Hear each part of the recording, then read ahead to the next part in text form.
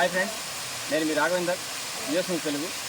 ఈరోజు మనం దట్టమైన అడవిలో వెలిసిన రాతికొండలో వెలిసిన గుబ్బల మంగమ్మ ఆలయం వద్దకు వచ్చాం. మనం ఈసారి ఇది గుబ్బల మంగమ్మ దేవత. ఇక్కడికే వచ్చి భక్తులందరూ కూడా మన ఏపీ, తెలంగాణ ఇంకా అనేక రాష్ట్రాల నుంచి కూడా గుబ్బల మంగమ్మ ఆలయం వద్దకు భక్తులు వస్తూ ఉంటారు. ఈ గుబ్బల మంగమ్మ ఆలయానికి చాలా పెద్ద చరిత్ర ఉన్నది.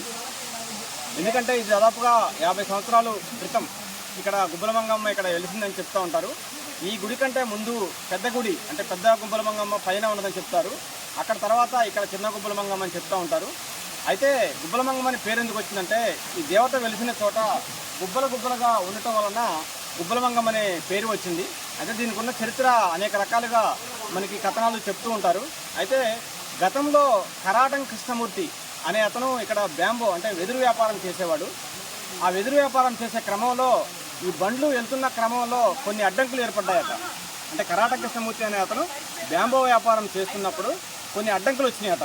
అయితే అడ్డంకులు వచ్చిన తర్వాత ఆ కరాట కృష్ణమూర్తి కళలోకి దేవత గుబ్బల మంగమ్మ దేవత వచ్చి, కరాట కృష్ణమూర్తి నీకు ఇబ్బందులు ఎందుకు వస్తాయంటే నేను ఫలానా చోట రాతికొండలో వెలిశాను, నాకు నువ్వు పూజలు చేయించు, ఇక్కడ అన్నదానం చేయించు, దానివల్ల నీ సమస్యలు తొలగిపోతాయని చెప్పి ఆ కరాటం కృష్ణమూర్తి కళలోకి దేవత వచ్చి చెప్పడం వలన తర్వాత రోజు కరాటం కృష్ణమూర్తి ఇక్కడికి వచ్చి ఈ దేవతని గుర్తించారట.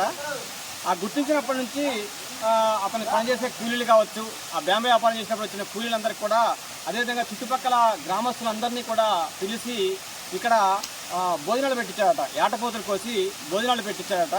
అందుకని అప్పటి నుంచి కూడా దాదాపుగా ఉభయ రాష్ట్రాల నుంచి కూడా భక్తులు విరివిగా వస్తూ ఉంటారు.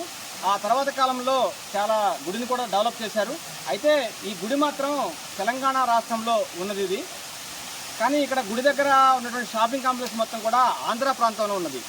అయితే గతంలో మన తెలంగాణ, ఆంధ్ర కలిసి కమిటీలు వేసుకొని ఈ గుడి యొక్క అభివృద్ధి, ఈ గుడిని బాగోగులు చూసుకునేవారు. తర్వాత కాలంలో ఇప్పుడు ఆంధ్ర ప్రాంతం వారు అంటే ఆంధ్రప్రదేశ్ ప్రాంతానికి చెందినటువంటి వాళ్ళు కమిటీగా ఏర్పడి ఈ గుడి యొక్క బాగోగులు కానీ ఇవన్నీ కూడా చూస్తూ ఉన్నారు. ఈ మధ్యకాలంలో మరింత గుడిని డెవలప్ చేయడం కోసం కూడా వాళ్ళు ప్రయత్నం చేస్తున్నారు. ఇక్కడికి అమ్మవారిని దర్శించుకోవాలంటే 10 రూపాయల టికెట్ కూడా కేటాయించారు. ఈ విధంగా గుడిని అభివృద్ధి చేసుకుంటూ భక్తులు కోరిన కోరికలు తీర్చే గుబ్బల మంగమ్మ తల్లిగా ఇక్కడ దేవతని కొలుస్తూ ఉంటారు.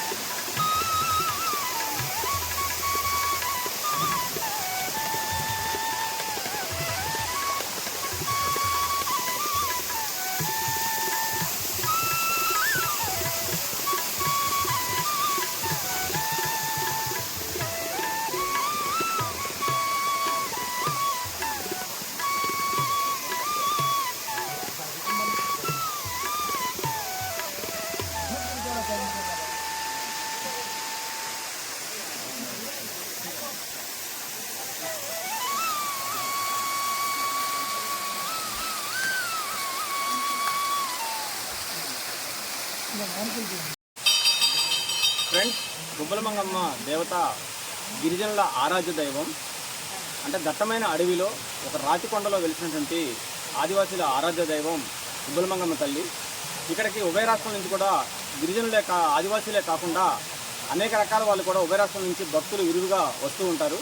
ఇది రెండు రాష్ట్రాల్లో కూడా చాలా ప్రాచుర్యం పొందినటువంటి గుబ్బల మంగమ్మ దేవస్థానం ఇది. దీనికి చేరుకోవాలంటే మన జంగారెడ్డిగూడెం నుంచి పందిరగూడెం మీదుగా, అదేవిధంగా ఇటు ఖమ్మం జిల్లా నుంచి కొత్తకన్నాయగూడెం మీదుగా కూడా ఈ గుడికి ఎక్కువ భక్తులు వస్తూ ఉంటారు. కోరిన కోరికలు తీర్చే దేవతగా చాలా పేరు విశిష్టత పొందింది.